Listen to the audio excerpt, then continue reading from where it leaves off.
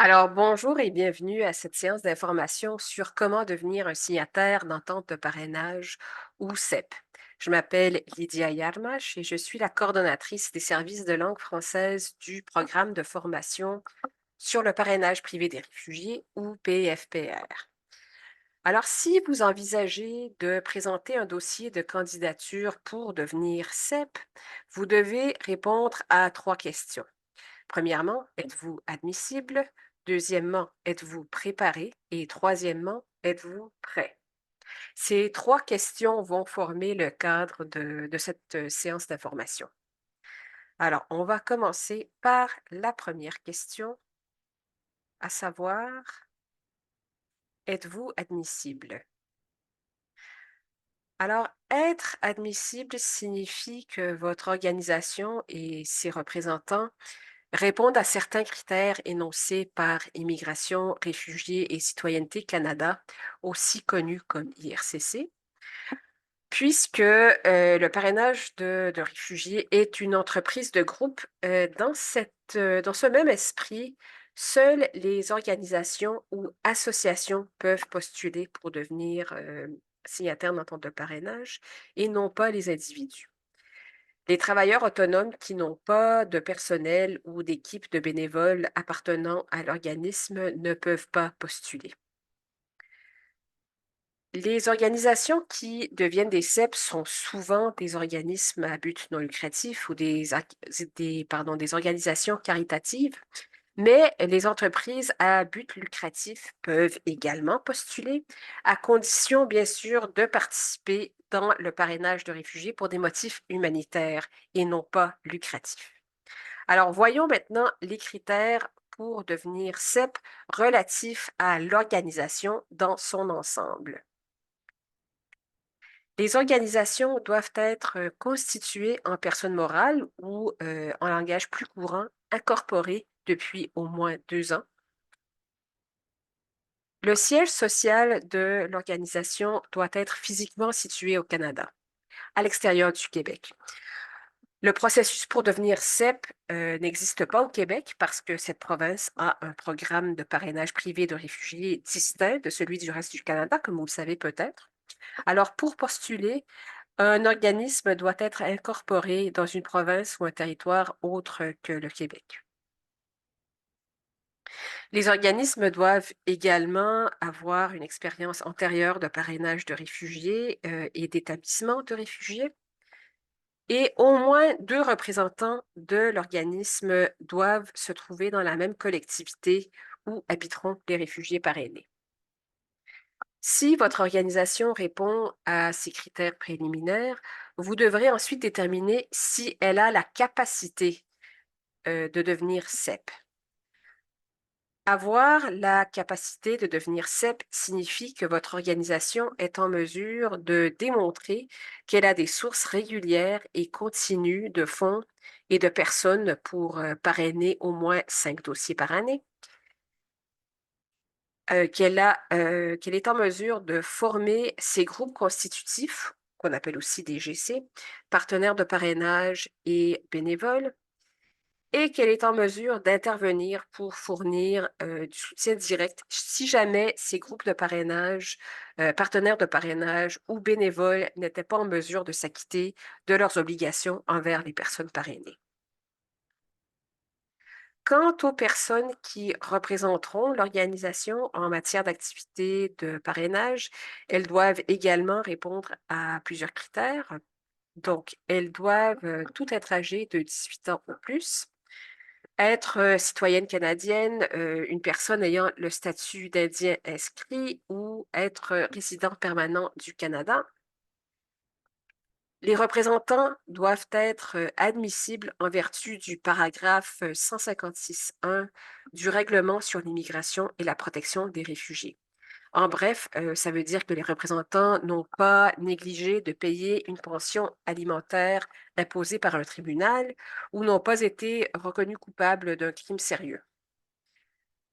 Et finalement, chacun de ces représentants doit également terminer la formation obligatoire Devenir un CEP qui est offerte par le programme de formation sur le parrainage privé des réfugiés et on en reparlera davantage plus tard dans cette séance. Passons maintenant à la deuxième question. Êtes-vous préparé? Une organisation qui est préparée pour devenir un CEP aura les qualifications suivantes. Elle aura de l'expérience antérieure de parrainage, ainsi que la capacité de parrainer plusieurs dossiers chaque année, ainsi qu'une bonne structure de gouvernance, ainsi que des ressources durables. Et on expliquera davantage ce que ça signifie dans quelques instants. Si une organisation possède toutes ces qualifications, elle pourrait présenter une demande solide pour devenir un signataire d'entente de parrainage. Voyons maintenant ce que IRCC veut dire lorsqu'il demande aux organismes candidats à devenir CEP d'avoir une expérience antérieure de parrainage de réfugiés. Votre organisation doit avoir une expérience récente et significative de parrainage de réfugiés, ce qui signifie que vous devez avoir terminé 2 ou 3 dossiers de parrainage de réfugiés dans les 3 dernières années. Les organisations candidates sont tenues de fournir autant de détails que possible concernant le soutien après l'arrivée qu'elles ont fourni à des nouveaux arrivants qui sont arrivés en tant que réfugiés parrainés. IRCC a aussi confirmé qu'il ne suffit pas que plusieurs membres de l'organisme aient de l'expérience de parrainage dans un groupe de 5 pour répondre à cette exigence. Il ne suffit pas non plus d'avoir tout simplement soumis des demandes de parrainage. L'année de parrainage des personnes que vous avez parrainées doit être terminée. Pour démontrer l'expérience antérieure de parrainage de votre organisme, IRCC s'attend à ce que vous citiez les numéros G des parrainages que vous avez terminés. Un dossier de candidature solide démontrerait que votre organisation a déjà été une partie à un engagement de parrainage, soit en tant que répondant communautaire. Donc, on vous rappelle que le fait que certains membres aient participé à un parrainage en tant que groupe de 5 ne signifie pas. Il faut de l'expérience en tant qu'organisation.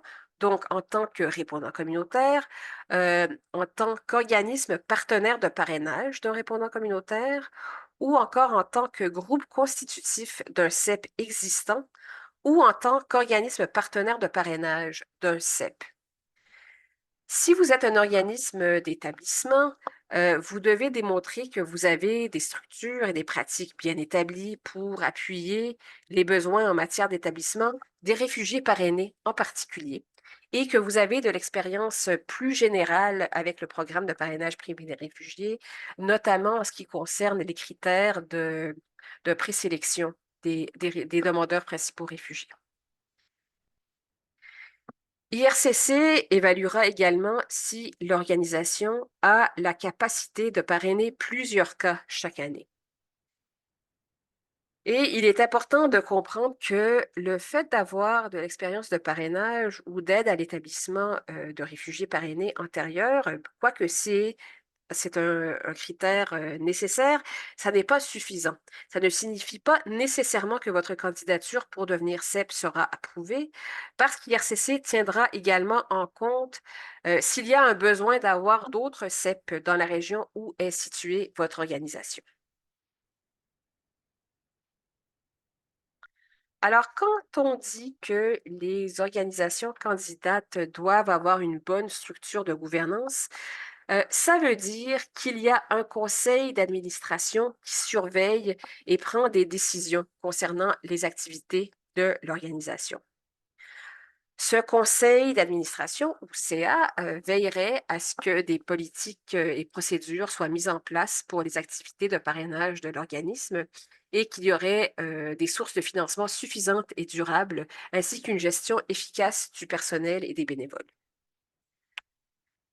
Une bonne gouvernance signifie également que l'organisation a mis en place des garanties contre le risque, c'est-à-dire qu'elle effectue des suivis réguliers pour s'assurer que l'aide à l'établissement est fournie convenablement.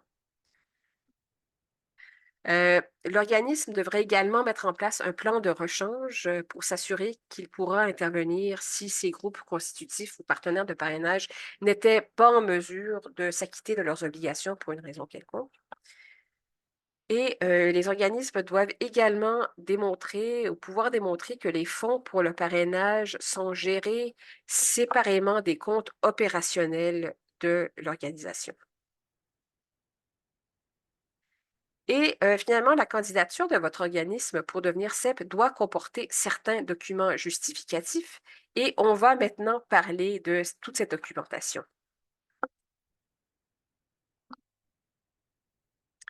Alors, puisqu'un organisme doit être constitué en personne morale ou incorporé en langage plus courant depuis au moins 2 ans, votre organisme devra présenter des documents qui prouvent cette incorporation. Le document exigé s'appelle statut constitutif ou lettre patente. C'est un document juridique délivré par le gouvernement fédéral, provincial ou territorial. Et ce document comporte normalement le nom de l'organisation, son adresse, les noms et adresses des administrateurs ou fondateurs et la date de constitution en personne morale ou d'incorporation.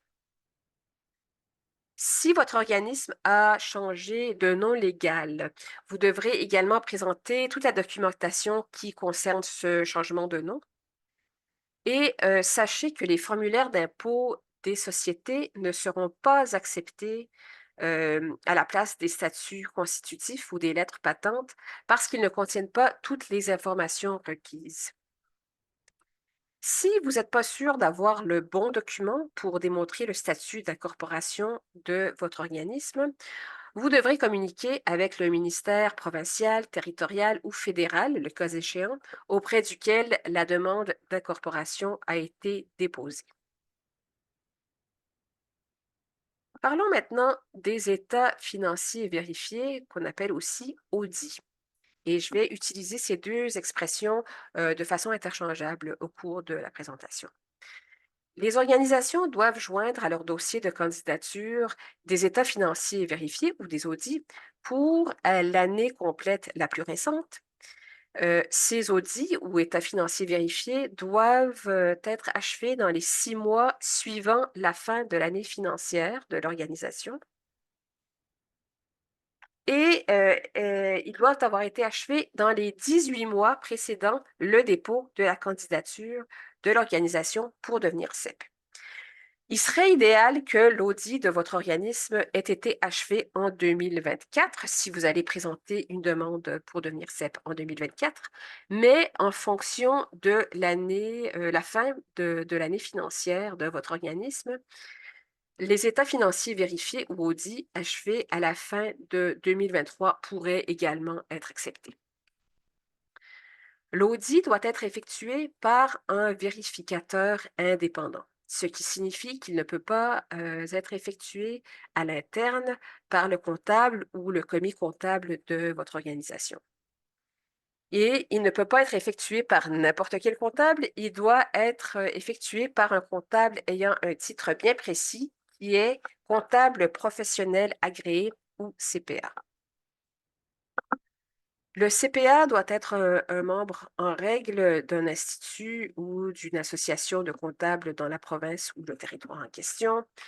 Il ou elle doit satisfaire à toutes les qualifications requises pour effectuer des audits et l'audit doit être effectué conformément aux normes de rapport d'audit de CPA Canada.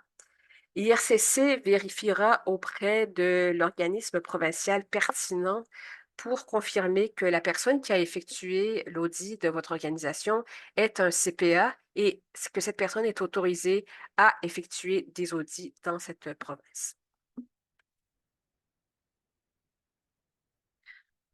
Alors, IRCC n'acceptera pas ce qui suit en matière d'audit ou d'état financier vérifié.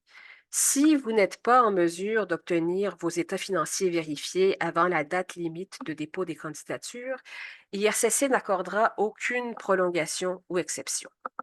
Et IRCC n'acceptera pas non plus les audits effectués à l'interne, les avis au lecteur, les rapports de mission d'examen, les relevés bancaires, les rapports QuickBooks ou les formulaires d'impôt. Ces documents ne fournissent pas suffisamment d'informations pour qu'IRCC puisse prendre une décision éclairée sur la situation financière de votre organisation. Si le rapport du vérificateur contient les expressions suivantes, défavorable, ne présente pas fidèlement, ou conditionnel ou avec réserve, ça mettra en doute la santé financière de votre organisme parce que ça indique que les états financiers comprennent des inexactitudes importantes ou que le comptable professionnel agréé est dans l'impossibilité d'exprimer une opinion en raison de l'insuffisance de renseignements à l'appui pertinent. Si les états financiers vérifiés contiennent ces expressions-là, telles qu'on les voit dans le cadre en vert pâle, IRCC doutera que l'organisme sera prêt à devenir CEP.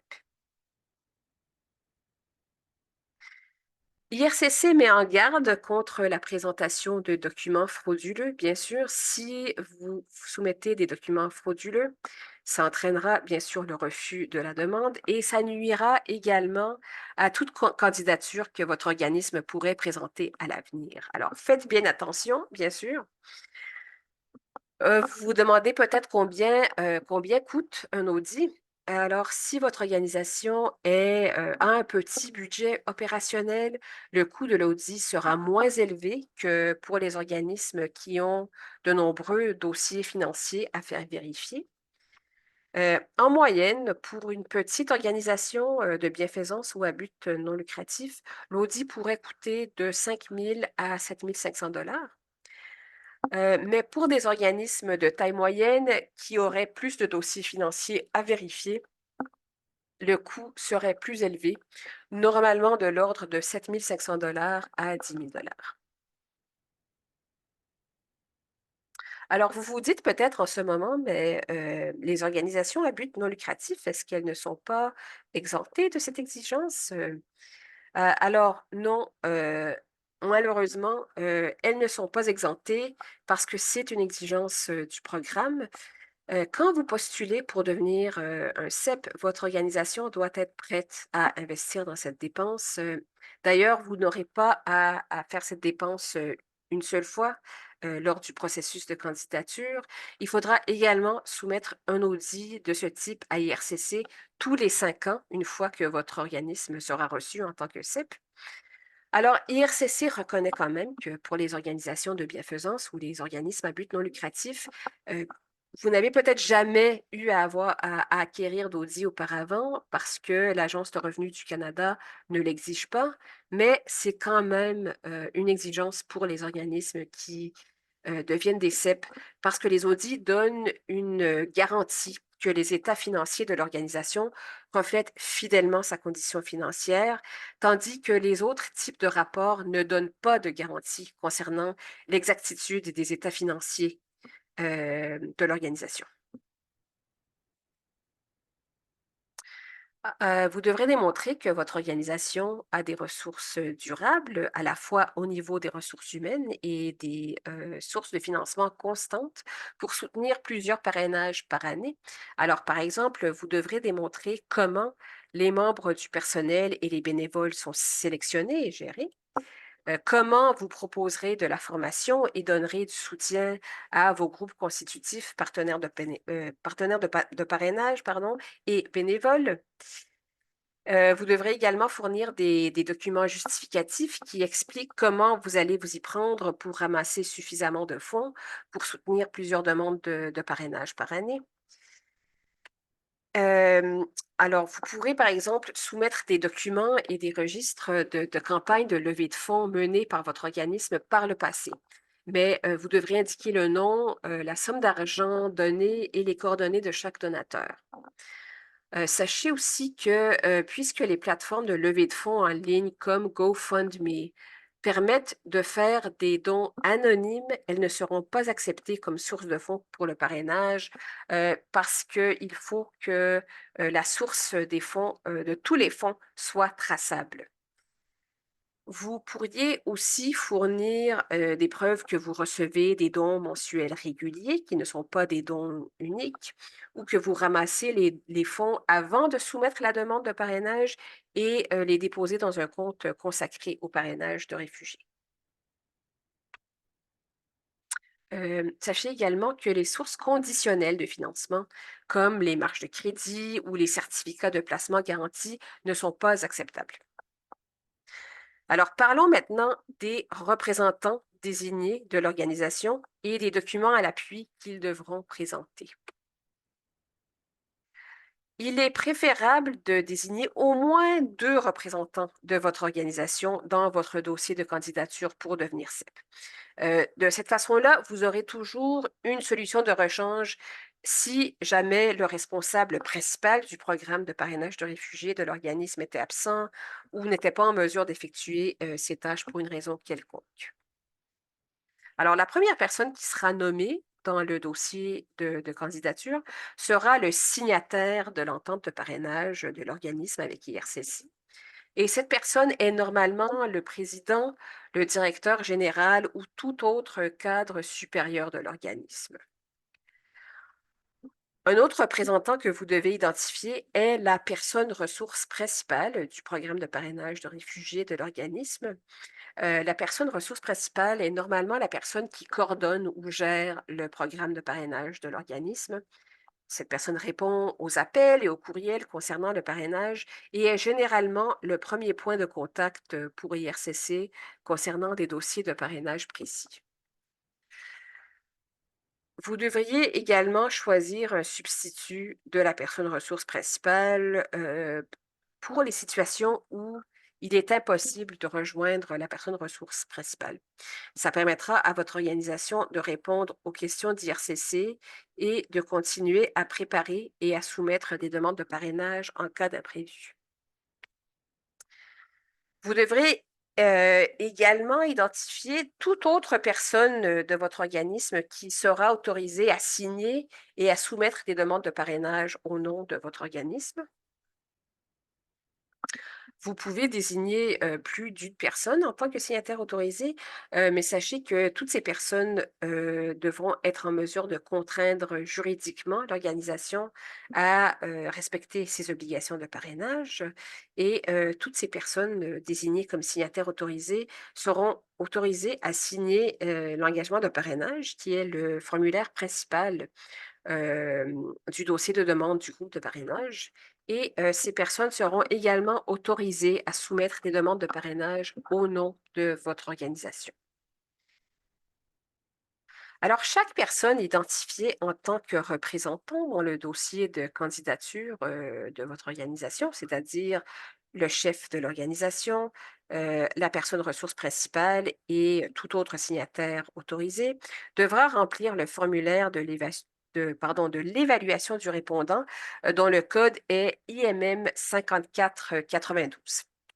Chaque représentant identifié dans le dossier de candidature devra également soumettre des documents d'identité, comme un permis de conduire, qui confirme son adresse résidentielle actuelle. Si un des représentants ne possédait pas de document d'identité qui confirme son adresse, cette personne peut soumettre un autre type de document qui comporte son adresse résidentielle, comme par exemple une copie de son contrat de location qui indique l'adresse.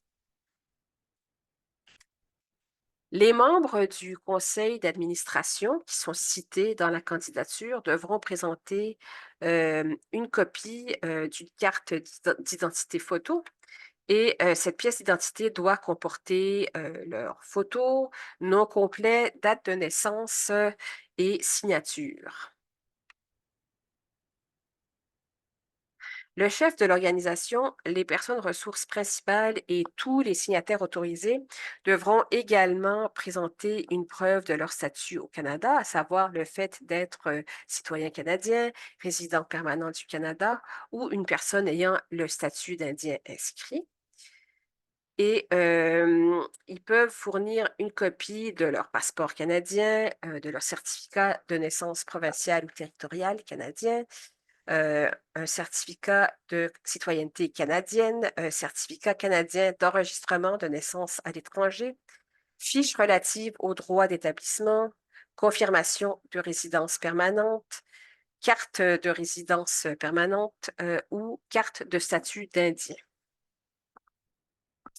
Et finalement, une vérification de casier judiciaire, également connue sous le nom de vérification des antécédents, de vérification policière ou de vérification de casier judiciaire de base, doit également être présentée par le chef de l'organisation, la personne ressource principale et tout autre signataire autorisé de l'organisation. Il faut communiquer avec le service de police local pour obtenir cette vérification du casier judiciaire. IRCC n'accepte pas les vérifications de casier judiciaire effectuées par des fournisseurs de services tiers en ligne. La vérification du casier judiciaire doit avoir été effectuée dans les 6 mois précédant la soumission de la candidature. Et il n'est pas nécessaire de soumettre une vérification de l'aptitude à travailler auprès des personnes vulnérables. Ce document est aussi appelé recherche du secteur vulnérable. Mais si vous avez déjà obtenu une vérification du casier judiciaire qui comprend une recherche du secteur vulnérable, elle sera acceptée à condition d'être datée de moins de 6 mois avant la soumission de votre candidature euh, pour devenir CEP auprès d'IRCC. Alors maintenant que vous comprenez ce qu'il faut pour devenir un CEP, vous vous demandez peut-être quoi faire si votre organisation n'est pas encore admissible ou préparée à devenir CEP. Vous ne devriez pas soumettre votre candidature cette année, malheureusement, parce qu'elle sera refusée et parce qu'il coûte cher de faire vérifier ses états financiers, surtout si vous êtes à peu près sûr que votre demande sera refusée. Alors, vous pourriez envisager de parrainer en tant que répondant communautaire à la place. Pour parrainer en tant que répondant communautaire, une organisation ou une association n'est pas obligée d'être constituée en personne morale ou incorporée et elle ne doit pas fournir d'état financier vérifié. Alors, c'est une façon assez commode de parrainer en tant qu'organisme sans avoir toutes les exigences supplémentaires qui sont exigées des CEP. Ceci dit, certains d'entre vous souhaitez peut-être ardemment devenir CEP un jour et vous vous demandez ce que vous devriez faire pour atteindre cet objectif à l'avenir. Alors, il est important d'avoir une idée réaliste du montant de temps que ça exige et un plan pour se préparer en tant qu'organisation pour acquérir de l'expérience. Alors, établissez des objectifs qui vous permettront de préparer une candidature solide à l'avenir.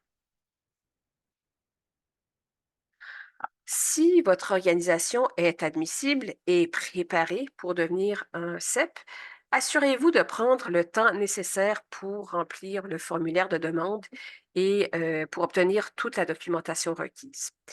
Vous n'êtes peut-être pas prêt si votre organisation n'a pas encore programmé la vérification de ses états financiers par un comptable professionnel agréé. Alors, on recommande normalement de communiquer avec le comptable professionnel agréé, le CPA, 6 mois à l'avance pour programmer la vérification des états financiers. Sachez de plus que la vérification des états financiers elle-même pourrait prendre plusieurs mois. Pour la formation obligatoire devenir un CEP, dont le code est SAH 101, et qui est offerte par le programme de formation sur le parrainage privé des réfugiés, elle prend à peu près 6 heures à terminer. Et il nous faut 2 jours ouvrables pour corriger l'examen final pour que vous receviez votre certificat. Il vous faudra environ 1 ou 2 semaines pour recueillir tous les renseignements dont vous aurez besoin pour remplir les formulaires. Donc, ce n'est pas quelque chose qu'on remplit en un après-midi. Et ça peut prendre 1 mois pour obtenir la vérification du casier judiciaire. Rappelez-vous encore une fois que les vérifications effectuées par les fournisseurs de services tiers en ligne ne seront pas acceptées par l'IRCC. La période officielle de présentation des candidatures auprès d'IRCC dure normalement 3 mois. et la date d'échéance est ferme, ce qui veut dire qu'aucune prolongation ou exception ne sera accordée. Et finalement, vous aurez à attendre au moins 9 mois après la date limite de présentation des candidatures avant de recevoir la décision d'IRCC. Toutes les organisations candidates recevront la décision en même temps. Alors, je vais maintenant parler un peu de la formation obligatoire offerte par le programme de formation sur le parrainage privé des réfugiés. Cette formation explique en détail les obligations des CEP, les pratiques exemplaires, la collaboration avec les groupes constitutifs et les partenaires de parrainage. Elle est offerte uniquement pendant la période officielle de présentation des candidatures ou des demandes auprès d'IRCC. Dès qu'IRCC annoncera la période officielle de présentation des candidatures de cette année, le cours de formation en ligne obligatoire sera disponible. Il n'y a pas de limite du nombre de personnes d'un organisme pouvant s'inscrire à la formation. Idéalement, vous devriez inclure toutes les personnes qui seront responsables du programme de parrainage de réfugiés de votre organisation. Mais les personnes qui sont nommées dans la candidature en tant que chef de l'organisation, personne ressource principale et signataire autorisé devront obligatoirement réussir le cours pour recevoir un certificat qui devra être joint au dossier de candidature de l'organisme. Ces participants sont censés travailler sur le matériel de cours indépendamment et fournir leurs propres réponses. Alors, ne partagez pas vos réponses avec vos collègues et ne travaillez pas sur l'examen final ensemble, côte à côte, face à l'ordinateur. Euh, le but de la formation est de bien assimiler ce que vous avez lu dans les leçons. Donc, il y a un temps minimum de lecture requis. On s'attend à ce que vous lisiez vraiment les leçons. Il ne suffit pas de cliquer sur chaque page. Alors, attendez-vous à passer environ 6 heures au total pour terminer le cours. La note minimale de passage à l'examen final est de 60% pour que vous puissiez recevoir le certificat d'achèvement du cours de la formation obligatoire, pardon. Si vous ne réussissez pas l'examen final la première fois, vous pouvez demander à le repasser d'autres fois. Et n'attendez pas jusqu'au dernier jour de la période officielle de présentation des candidatures pour faire le cours, parce qu'il nous faut au moins 2 jours pour corriger l'examen final pour que vous receviez votre certificat. Alors, inscrivez-vous dès que possible, dès que la période officielle de présentation des candidatures sera ouverte. Alors, comme vous pouvez le voir, le processus pour devenir un signataire d'entente de parrainage exige beaucoup de préparation et de réflexion. Malheureusement, ça n'est pas un processus simple et rapide. Pour confirmer cette conclusion, regardons un échéancier global de préparation d'une organisation qui souhaite devenir un CEP. Alors, si l'organisation n'est pas encore constituée en personne morale, ça va vous prendre 2 ans pour devenir admissible. Ça, ça vous prendra aussi du temps pour établir une bonne structure de gouvernance et il vous faudra 3 ans pour acquérir suffisamment d'expérience de parrainage. Ensuite, à partir du moment où vous présentez votre candidature à IRCC et le moment où vous recevrez la décision, il pourrait facilement s'écouler près d'1 an. Et finalement, si votre organisation est approuvée en tant que CEP, vous devrez encore attendre au moins 1 mois avant de vous voir attribuer des places de parrainage. Et ce n'est qu'à ce moment-là, lorsqu'on vous dira combien de places de parrainage vous avez pour l'année, c'est à ce moment-là que vous pourrez commencer à soumettre des demandes de parrainage de réfugiés en tant que CEP officiellement. Alors, en conclusion, avant de dépenser une somme élevée pour obtenir des états financiers vérifiés, réfléchissez bien à cette question. Le parrainage de réfugiés en tant que CEP vous convient-il vraiment? Pour récapituler, vous devez déterminer si votre organisme est admissible, préparé et prêt à présenter sa candidature pour devenir CEP en 2024. Je veux vous laisser avec une dernière réflexion à tenir en compte au moment de décider si vous allez postuler ou pas pour devenir CEP. Seul un petit pourcentage des organismes qui postulent sont approuvés pour devenir un CEP. Par exemple, en 2022, 71 organisations avaient postulé, mais seulement 5 d'entre elles ont été approuvées. C'est donc à vous de voir si c'est réellement la meilleure option de parrainage de réfugiés pour votre organisme, en particulier si vous êtes une petite organisation avec des ressources limitées et très peu d'expérience antérieure de parrainage de réfugiés. Alors, si vous avez des questions sur le processus pour devenir un signataire d'entente de parrainage, n'hésitez pas à communiquer avec un membre du personnel du programme de formation sur le parrainage privé des réfugiés en écrivant à l'adresse e-formation à commercial-rstp.ca que vous voyez à l'écran en ce moment ou appelez le 437 900 0541. Nous sommes là pour vous aider.